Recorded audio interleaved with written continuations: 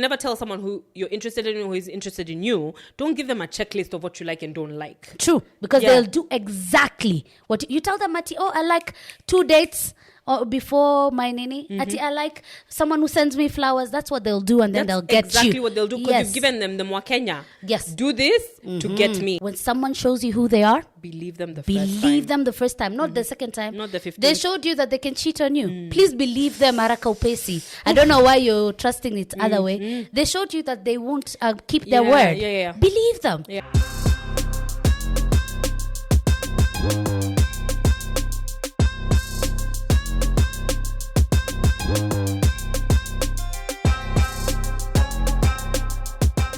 Hi guys, welcome to the Ages and Stages podcast. As always, my name is Beldina Kasema on all socials, and I do have my co-host, the beautiful, the wonderful, the one and only. You're the intro kaya reso. Remember wrestling? Hi everyone, my name is Dee. I'm Things Dee Says on the socials. Excellent, and this is the Ages and Stages podcast. This is where we discuss what the school of life has taught us, and then what formal education has taught us, combined, and find our way. And today, Dee, what are we talking about? Today we're talking about the topic you can't escape in any situation when you're talking about the ages and stages of life. So we're talking about relationships. Relationships. Yeah. Oof. Yeah. Relationships are interesting. Yeah. And it comes with different definitions with different people, relationships. Yeah. But then today we want to be very specific and go towards the boy-girl relationship, the boyfriend-girlfriend relationship, the husband-wife relationship, depending on what you're looking at. I mean, it could be same sex. Oh, sorry. And relationships. Yeah. I agree. Yeah. So, Dee, when was your first relationship? My first relationship, I'll say my first serious relationship, right? Because we had two relationships in primary school where if you hold my hand, oh, you're my boyfriend. I remember I had like a primary school boyfriend. He used to get me a spoon. And I was like, you are so my boyfriend. Innocence in that one. Imagine someone going to get you a spoon. That was a qualifier. Those ones. So my first serious relationship was when I was 16, 17. I was in high school.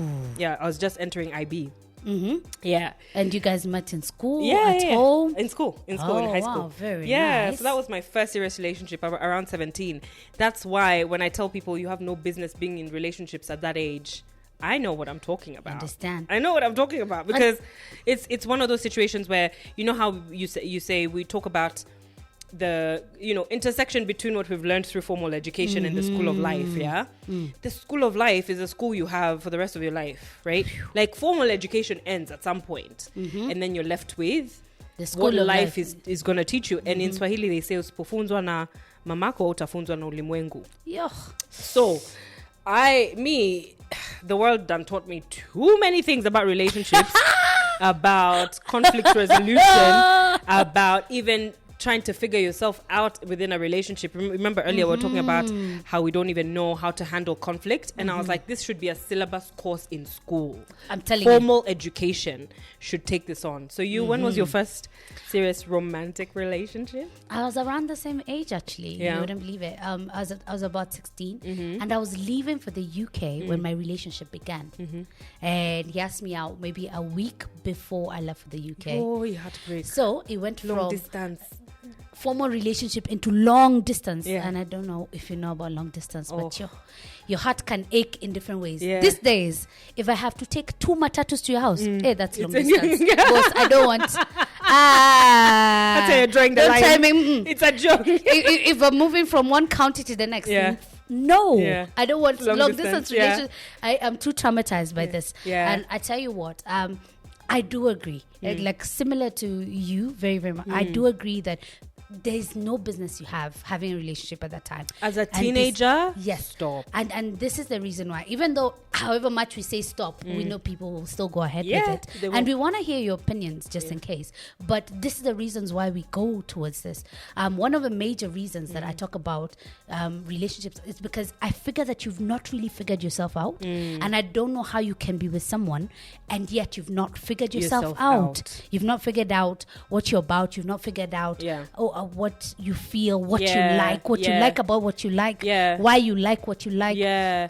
You have no reasoning behind it. And that's the thing. Iyanla says women, when you're between the ages of 19 to around 29, that's called the bride cycle.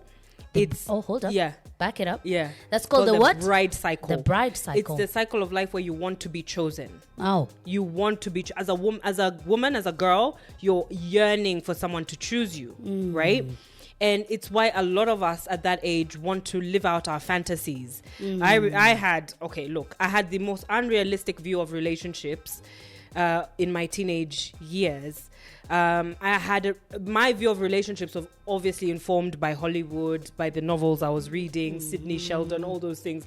So you tend to create an image in your mind of a Prince Charming who will always show up just when you need him to. You know, and save you you know, so you have this it's a bride cycle. You have this complex where you want to be chosen. You know what I mean? And I remember distinctly wanting to be chosen. I guess that's my father wound, trauma wound, whatever, daddy issues. But like I just remember feeling like I have a boyfriend, I have a serious boyfriend. Do you know what I mean? How were you feeling at that time? Can you remember? I remember I was in love for the first time. I was done with relationships. My naivety. I was like, done.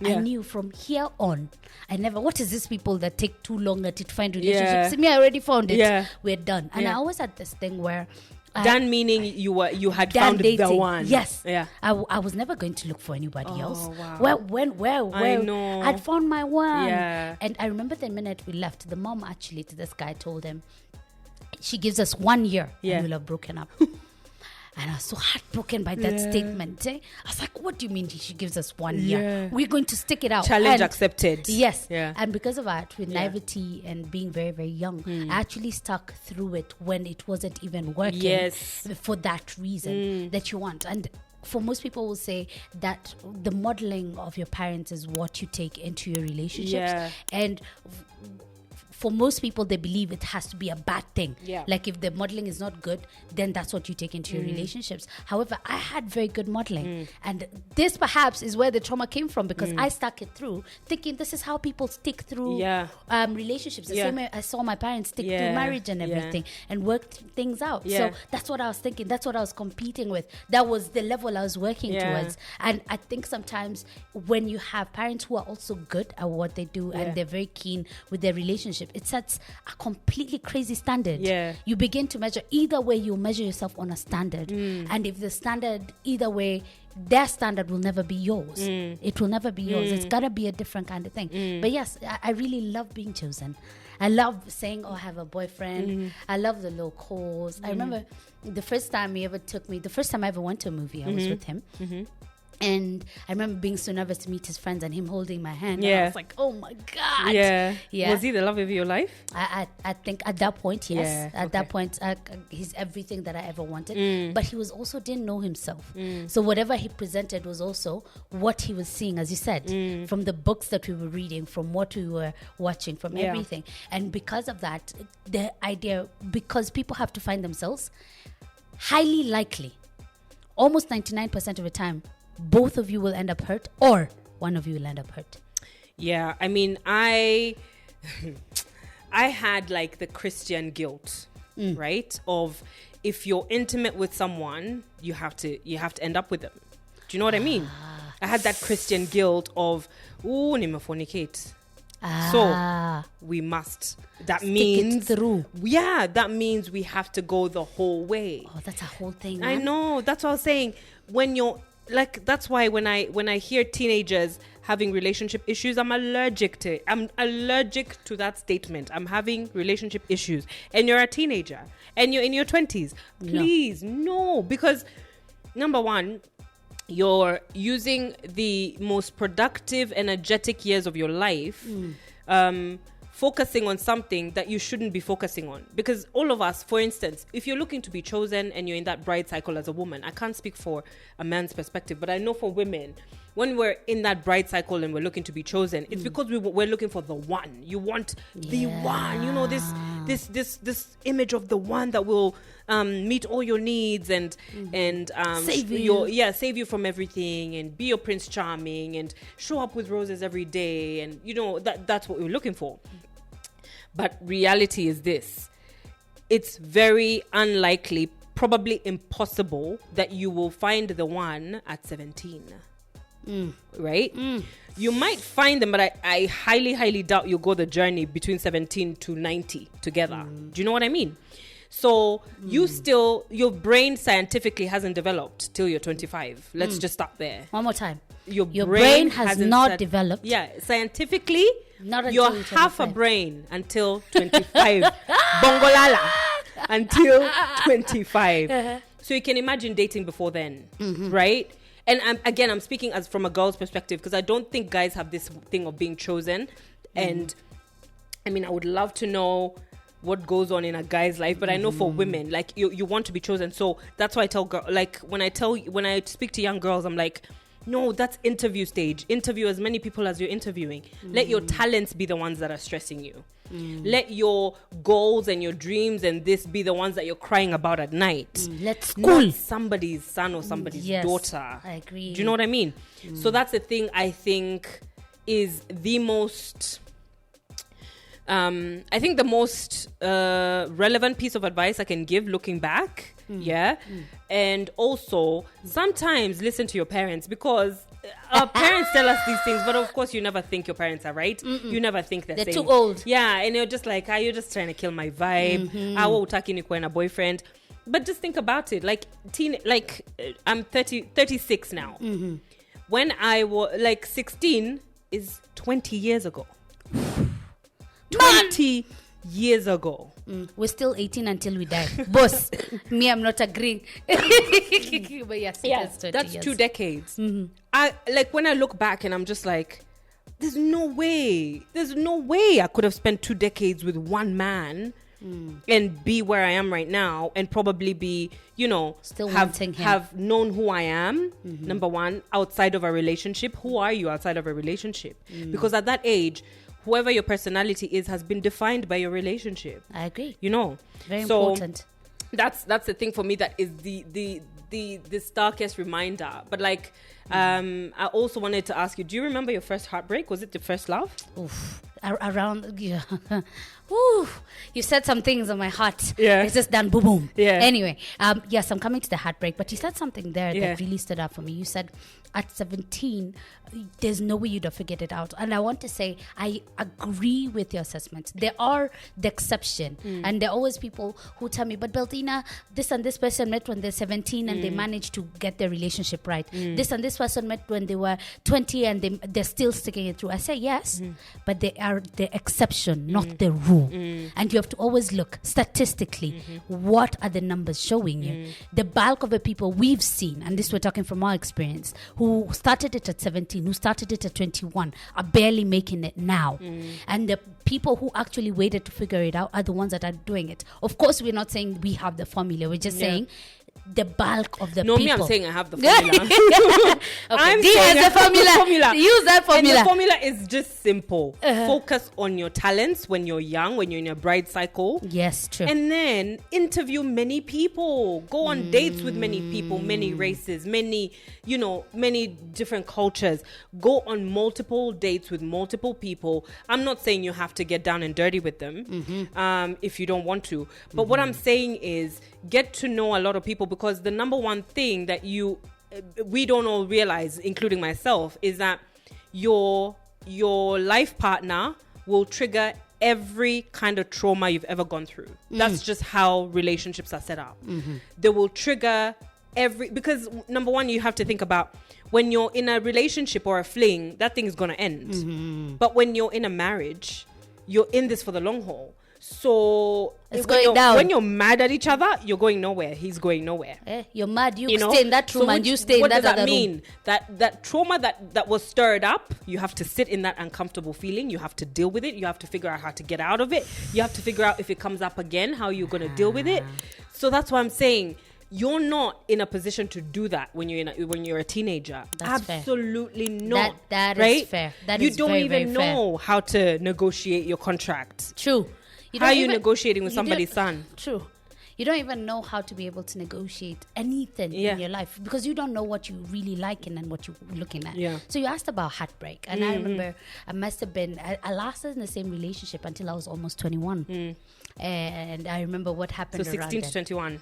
Yes, in and out. And I'm telling you, when people are still figuring themselves out, they will break each other's hearts. Yeah. They will. You don't even know. You don't even know if today you like a hot chocolate or coffee. And you don't know what will influence what. You don't even know. Hold on. Even spirituality becomes a debate. Like, I follow Jesus. I am keen on Jesus. Why? What are these reasons? Perhaps I'm meant to be going a different path. So when you're still figuring this out, of course, you cannot deal with absolutes. You have to deal with consistent change. And this consistent change is what we have to allow for. When it's easier when you're not in something long term, it's easier when you're not in a relationship. It's easier when you're dealing with it by yourself at that point. And doing the inner work by yourself at that point. Looking inside, yes. And half the battle is to be able to figure out how to love the inside before you start projecting it outside. Even God said, love your neighbor as you yourself. Love yourself. Yeah. You can't be loving anybody if you're not loving yourself, really. True. So at that point, remember I've just done long distance and then I'm back in Nairobi. I'm starting my second degree. And you're 21, you're like, I'm 21, I'm feeling it. And here's the thing, up to this point, I hadn't done anything really physical with anybody. Yeah. So I was back. My mom was a little worried about it the whole time, but I used to be so scared. Someone told me, if you end up pregnant in the UK, you'll be deported. So I was so afraid of being deported. I love for my people end up there wondering. Yeah. So me, I didn't even know the dynamics of it. Shame at the airport. Wait. Me and my big time, I was so worried. I was so worried. So I never even attempted. So I think the relationship had to end because he needed to experiment and figure that part out. I wasn't ready to go there. And good on you at that age for knowing that about yourself. I wasn't ready. More fear than knowing. Okay. It was just afraid that I'll be deported. I didn't want to. I didn't want. Not that shame at all. However, then I come back to Nairobi, and when I'm doing my second degree, I find out that he's dating a girl in the same uni that I'm in. And me, I'm here thinking we're on a break. Awkward. I'm telling you, I used to pick up my hat on the floor. I used to pick up my heart from the floor. I never ever, I don't think I've ever felt anything quite like that. I think you look at your heart, you look at everything, you're like, and up to that point, I do not have the ability, I do not have any kind of power, I do not know how people deal with heartbreak. And I think this is something that people should talk about consistently and constantly. And I find people who still don't know how to deal with heartbreak, at least for themselves, even now. And I'm like, with all this grown age, you still don't know, you still go on a rampage, because ideally most people will tell you, oh, the only way to get over someone is to get under somebody else. And I'm like, no. They're like, oh, you should be dating somebody else, you should just go out and just party. I was like, you gotta find what works for you. And do you know something? Okay, it's along those lines of to get over someone, you need to get under someone else. I mean, I find a little bit of truth in that, not in the physical aspect of it, but in the, especially for women again, but in the move on quickly part of it. And I don't mean move on in the sense of, when I say these things, I never mean be dishonest. Be honest about this, the place you are at. Like, if you meet somebody and you've just probably ended a relationship and what you're looking for is not serious, communicate that. But what I've found is, and this is all like, hindsight is 2020. Hindsight better than my vision right now, and I had laser eye surgery, and my vision is good. Vision 2030. Yes. So, with the benefit of hindsight, I'm just like, why was I wallowing? What was I wallowing for?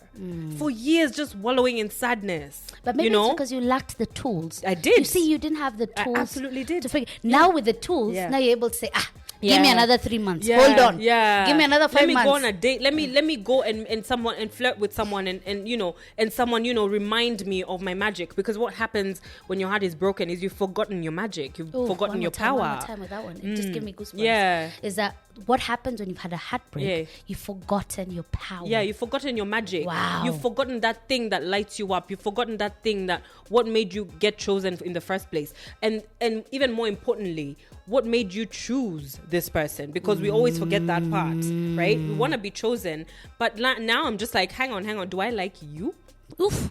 Do I choose like you? Ooh, yeah. And it's something I try to implement even in jobs. Like, I'm just like, I want to feel like I want this too. I'm not here like, pick me.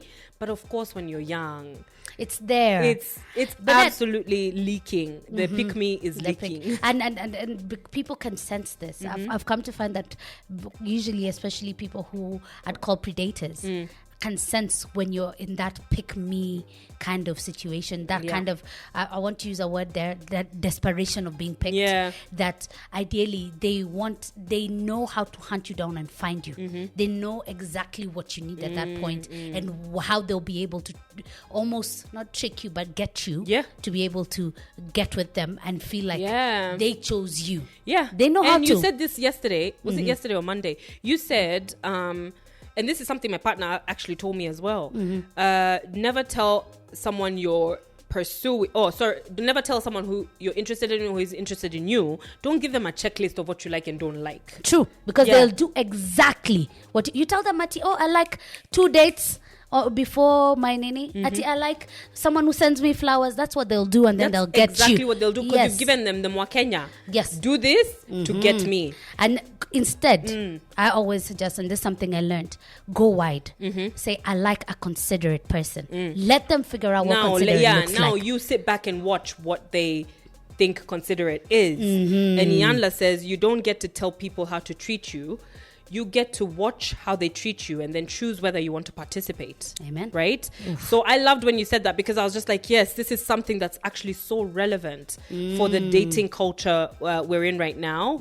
You just sit and observe how someone behaves, because that's their true self. And when they said, when someone shows you who they are, believe them the first time. Not the second time. Not the 15th. They showed you that they can cheat on you. Please believe them, Araka Upesi. I don't know why you're trusting it other way. They showed you that they won't keep their word.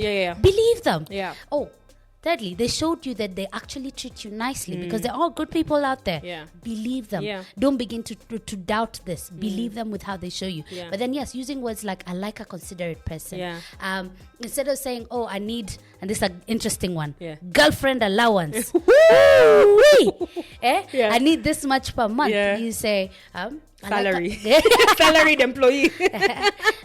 I'll use words like, instead of saying, I like someone who will do what they say, I'll say, I like a person who keeps their word. I admire someone who keeps their word. And these are words I use, and I watch how you keep your word in different things. I'll say, I like someone who's integral. And someone will go, integral? What does integrity mean? And then they go find out integrity. They're like, okay, so how do I prove that I'm integral? And what happens is their character begins to show when they have to show up in different ways that you have not defined. Because the minute you give someone, you're like, I like someone who eats a certain way and sleeps a certain way, who doesn't snore. The minute you're giving all those characters. That's what they'll do at interview stage, talking stage. What will they do? They will not snore, right? They will be half asleep, trying not to snore, to make sure they tick that box for you. Wait until talking stage is over. Mans will be a tractor. I'm snoring. It will be a whole process. But it's very, very true. Very, very important to be able to. So these are things you learn with relationships. So when was your first heartbreak? I want to know. I mean, my first heartbreak was at 20... How old? 23? Was I 20? Yeah, 23. Same relationship that I started in high school. So that was my first heartbreak. And I think the lesson that I learned is, the lesson that I have learned, I didn't learn it then, but I've learned over the years, is a relationship ending is not the end of the world. Honestly, it's not the end of the world. It's just an oops. I chose the wrong person. Oops. I made a mistake. I stumbled. I fumbled. You know, it's an oops. It's not the world is over, which is what it was back then. It was absolutely depressing. It was absolutely horrific. I didn't want to do anything. I didn't want to get out of bed. I quit uni. It was just world stop. The world stopped for me. Yeah. And that's the tragic thing for me when I look back at the time wasted. I mean, obviously now I use it as a lesson, and I try to not only give myself grace, younger D grace, but also tell people, the young women in my life, who I think are going through relationship difficulties. And I just try and, it's not the end of the world. It's an oops. It's like, oops, okay, I chose wrong. Next time I know not to choose blah, blah, blah. Or next time I know to work on myself. Because at the end of the day, you also attract what you are. Oof, and so if one more time. Yeah. You attract what you are. So if you're broken, you'll attract somebody broken. You'll attract somebody who will bring out the part of you that you need to heal. And that's why, even I say, interview a lot of people, because different people will bring out different things in you that you need to heal. You need to work on. Because your forever relationship, trust me, you can't run away from conflict. You can't run away from healing, whether you like it or not. And so when those things show up, you'll know how to deal with them if you interview a lot of people and you do the inner work of being like, okay, how do I react in this situation? What do I do when I feel abandoned? What do I do when these stories in my head come up? Yes. Do you know what I mean? I hear you. And for me, when I was young, the loudest voice in my head was, I wasn't enough. And that's a loud voice. Yeah. That voice can really get to you when you're thinking, I'm not enough. Yeah. Why did this person not like me as much? What do I need? And I remember why the first didn't point. They choose me forever? The first point of change, the first reaction for me was to start changing so that I could fit into what they needed to take me back. And I remember this was my denial, my denial phase. Yeah. And you go through it. I say with relationships, when you're healing from relationships, you know the 8 stages that they talk about? Oh, there's this stage of healing, there's this stage of healing, there's this stage of healing. Let me tell you. They call it the 8 stages of remorse. What are they called? The grief. 8 stages of grief. Yes. So like what happens? I think people need to go through the same kind of stages. Possibly not in the same exact way or in the way they're formed. But I feel like if you can go through the stages, you can be able to figure out your healing pattern, how you need to be able to heal, how you get yourself over something. Yeah. And I think that's a lesson you have to learn. Yeah. And unfortunately, by yourself, Yeah. with some help, of course, from everyone who speaks, but you have to figure it out for yourself. Yeah. And I remember my denial phase, the first stage of anything when you're doing healing is denial. Man, I tried to change to fit into this man's what he needed. I remember what we were really arguing about was that I wasn't ready to go to a place intimately that he was willing to go to. And there was no way I was going to change that. But then you'd find me in some extra sexy dressing so that he can see what is missing. Yeah. Showing up in places where he's at so he could see me and everything. I think, I was just in the neighborhood. I don't come for this event, but I was with my friend who suggested it so that he could see me, so that he could feel me, so that I was always in his presence, so he's like, he can see what he lost. And then there's no way he could see it because he was moving on and I was still stuck. But then when I took the time, I look back and I remember at that time is when I figured out, how do I heal myself? I figured out that you gotta cry about it. If you don't cry, sing, dance, whatever you need to do, you gotta be able to express this emotion. And someone told me, actually it's from a movie, I remember it from Eat, Pray, Love. There's something I picked up. They said, this guy tells Julia Roberts, is like, what do you keep waiting for this other person to do for you when she breaks off her marriage? And she says, I keep waiting for him to forgive me. And that's an interesting one. And I realized this in the States. And he says, no, the one thing you need to work on is the inside. Do you forgive yourself? So you miss him. Let yourself miss him. The minute you're denying that you're missing him, what happens is you have this energy that is attracting everything about him. But then miss him for a bit and then release. And not only that, love him from afar and let go. Yeah, and not only that, it is possible to push those feelings back, but they'll come back. You'll push them, but they'll come back to the surface. I promise you. And it's like those people who try to hide bodies in the ocean. What does it do? It comes back and floats. Like, honestly, true. You know those mafia movies. Spoiled by waves. You're just there, like 1, 2, 3. Yeah, it actually always comes back. You can push it aside, but it will come back in your next relationship and your next one and your next one. And it will show up. Come back. What you need to work on will always show up. So you have to be it before you get it. I agree. If you want stable, if you want this, if you want secure, if you want, good communication, those are the things you have to learn, because that's what you'll attract. You attract what you are. That's true. And these are things you have to establish within yourself. So this is a thing that if you're feeling it, feel it, cry about it, but then don't spend your whole day thinking about him. Release, love him from afar, send him light and love, and let it go. Be like, yes, I miss him. Yes, I'm going through this, but love and light.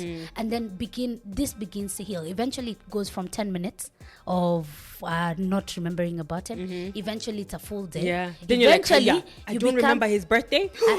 And then I don't remember his phone number. Yo, phone numbers. I intentionally don't learn phone numbers. Yeah, something. There's some lyrics. He said something like, but like, number as in the number is in here. Try. So you delete it on the phone, delete, but it's in here. But then you also begin to give yourself distance. Yeah. When you realize you're in the healing process, this is not the time to show up where he is or to show up to his friends. You have to figure out your path as you. Yeah. So you got to remove yourself, give yourself some distance. Eventually you'll be able to get over it. And then the sign that you've gotten over it is indifference. Is the word is indifference. When people are still really agitated when they see someone, for me, I know they've not done the work. Yeah. And that's how you check a person who you're trying to date. If they're really agitated when they meet their ex, check them. Check them. Yeah. They are not over that. Yeah. When people are over something, they are indifferent. They say hi. They say what's up. They linger that story. They might avoid the drama. They know where the line is. They know how the person is. It just doesn't bother them. If you enter a place and your person is trying to avoid the person who's sitting there, check them. Check what's going on here. So indifference is a sign of getting over. Because the minute I got over him, I stopped blaming. I used to say, oh, he did this and this and this, and then I started realizing, oh shit, I also did contribute? This and this and this. Yeah. Oh, this is how far I let him go. Excuse him. This is how he could treat me, and this is what I let myself do. No. Yeah. And then you begin to forgive yourself through the process as well. And then now, when the next person you meet, you begin to use different standards to check him and everything. Yeah. So when did you get into now your forever relationship? Or when did you say you got into something serious that made sense to you finally within the healing itself? Because the healing is still ongoing. I mean, now is when I'm in that stage where Brandy and Tiwa Savage prophecy, somebody's son found you. Oh la la. May somebody's son find me. Find me. I am here. Find you. That's I mean, for me, it's now. But the healing never stops ever. I don't think it stops until literally you die. But my most stable phase is now. Right? Wow. Like my now relationship. But even now, I recognize within myself that I have a lot of work to do. I've had a lot of work to do for a long time, but I didn't realize because I spent so many years single. Spent about 7 years single. And when I say single, I mean not even like... Was that intentional? It was initially. It was meant to be a year. After my breakup in 2013 is when I wanted to be single for a while because I was just like, I need to find out what is it that I'm doing in relationships. What do I bring to the table? What am I accountable for? That kind of stuff. So initially I wanted it to be a year. A year became 7 years, right? In that 7 years, I wasn't following the advice I'm giving now, which is interview many people. I just wasn't. I wasn't dating. You stopped interviewing. I stopped You're interviewing. like, we are done. Story image sharper. And I focused. I don't regret this part. I focused on my career 100%. I focused on my friends and myself and my interests. I don't regret that part. But I think I should have dated more just because I just wasn't in a space where these things that needed healing were coming to the surface because who is triggering them? Nobody. I'm not dating anyone. You're alone. I'm literally living a single life for about 7 years. So now getting into a serious committed relationship and now having a life partner, I just, we have conversations where we're just like, oh my God, I didn't know that this is triggering for me, or I didn't know that this would affect me this way, or I didn't know that I would react this way in this situation. Yeah. And it's I think it's the basis of my desire to even heal, because even when I think of maybe my son, I think, okay, I want to be in a position where when he's my age, you know, when he's starting to consider relationships, we can, his dad and I can tell him, look, this is how we handled this, or he can see it. He can see it, and the he modeling will see it show and up. Yes. But we can sit down and explain to him or his siblings, this is what we went through, or, you know, this is how you deal with this kind of situation.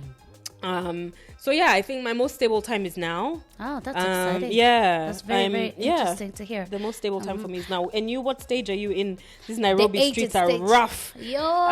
Rough. Ooh, Nairobi streets. But I think at this age and stage where I know myself, the one thing that I can definitely vouch for is that I know who I am. I know what I need. I know what I bring to the table. And that is amazing for me, because that means the people that I'm attracting into my life are brilliant people. People keep asking me, oh, how did you find that? And I'm like, imagine, I don't know. I think these things people can sense when you're at a certain point of your life, when things are working a certain way. They say, oh, okay. And I keep telling them, oh, I met this person. They're like, oh, that sounds brilliant. And that sounds really, really good. But then I'm also at the point where I can feel a transition coming. I'm just watching it to make sure that it's the right thing for me. Because I know myself, and I'm at the point where I've worked on myself enough to know what I really, really need.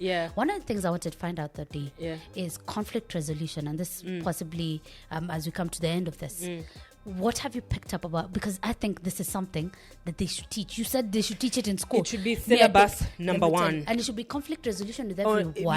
But then in relationships especially, because it will rear its head continuously. Before people talk about date nights and all these other things, how we resolve conflict is very important. Because conflict will be there. So, like, okay, the one thing I've realized about our generation is we're really quick to give up, not just on romantic relationships, but also friendships. I can't tell you how many times I've heard someone say, oh, she did this to me, so I cut her off.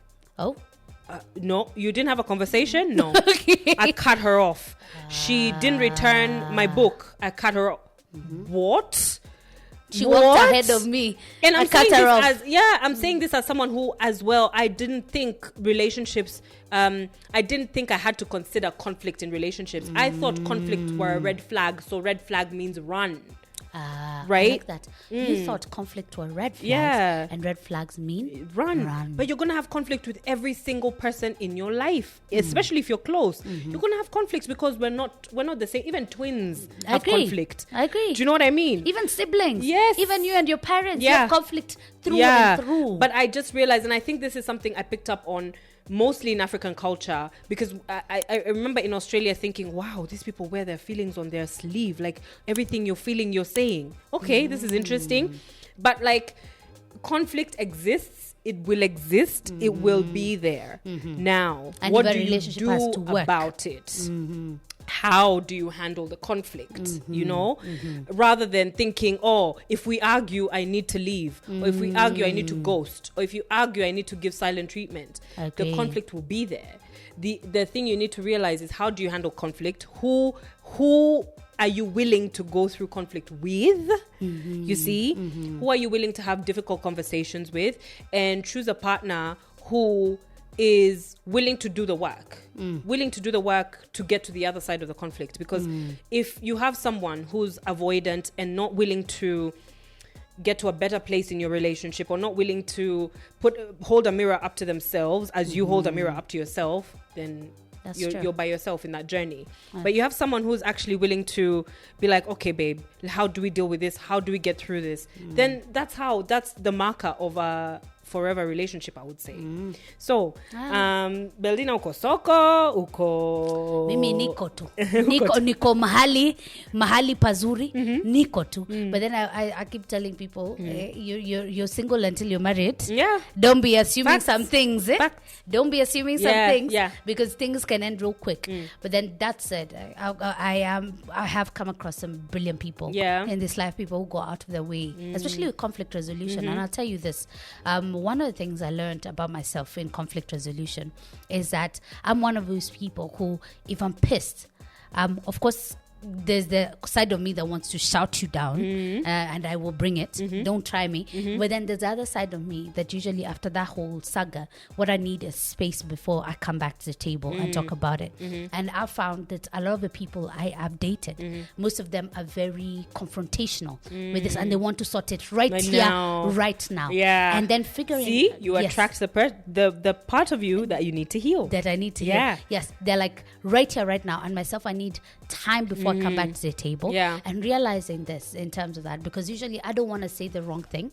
I can be very pretty reactive, and sometimes I want to say the hurtful thing so it hurts you. So I can tell that usually I need feel the pain that I felt. And I have words. Kamba. I have words. So if you try me, I have words. Yeah. But then what happens is I've learned to just realize that this is what I need. So communicating, I think maturity has to do with also knowing yourself, communicating this to my partner and being able to say, listen, what I need right now is this, that if we're having a conflict, you want to solve it right now, highly likely, anyone who I attract, I find this is the case. You want to solve it right now, I want some time before I can come back to the table. Can we take some time so that I can figure out how I feel and how I think about this, and if it's something that we can actually solve. And communicating this allows for the other person, especially if they're willing to heal and look in the mirror, allows for that person to say, okay, if this is what she needs and she's communicated, let's take some time. Instead of badgering me, and because then I'm one of those people as well. I used to think it was a superpower to be able to say,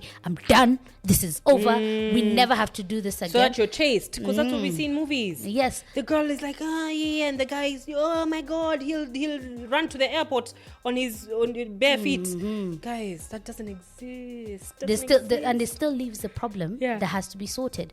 Because if you don't never deal with it, it still rears up. Anything you don't deal with still comes up. And I think the final thing for me, I would say, is don't just be a pillow princess in your relationship. And what I mean by that is take your man out. Spoil him too. Do you know what I mean? Be proactive as well in communication. Text him, good morning. Don't just sit back and be like, no, he has to do this and he has to do that. And no. Especially if you're looking for something serious and you're looking for something that will stand the test of time, you also have to, what do you bring to the table? But you also need to show the other person what they mean to you. Right? So don't just sit back and just be like, yeah, it's up to him to spoil me and take me on dates and spoil your man. Take him out. Figure out his interests. Initiate conversations. Don't leave it all up to the man. I know we like to be pursued as women, but at the end of the day, the reality of relationships is it's a balance, it's a dance. Sometimes you're up, sometimes I'm up. And so if you embrace that dance early, you can show the other person, okay, I'm actually interested in you. I'm curious about how you slept. I want to know how you spent your night. What did you dream about? I want to know what you're doing with your day. Not just me sitting back waiting every single time for you to initiate contact. I think that's something I did a lot, especially when I was young.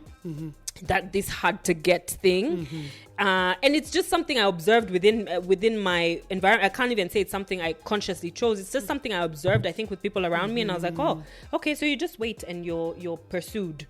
It's like people who sit at home and they're waiting to meet somebody who they'll spend their life with. He won't come and knock on your door. Go out, interview. Go out, get out of your house and interview. Yeah, don't be a pillow princess. Be proactive. Yeah, be proactive. If you like someone, you like someone. Of course, we have different views on how people move in terms of liking someone. But if you're in a relationship, I agree that it's good that you check. Are you both communicating? Are you both checking? Organize some dates. Yes. Yeah. Are you both taking care of each other? What does the other person like? What's their love language?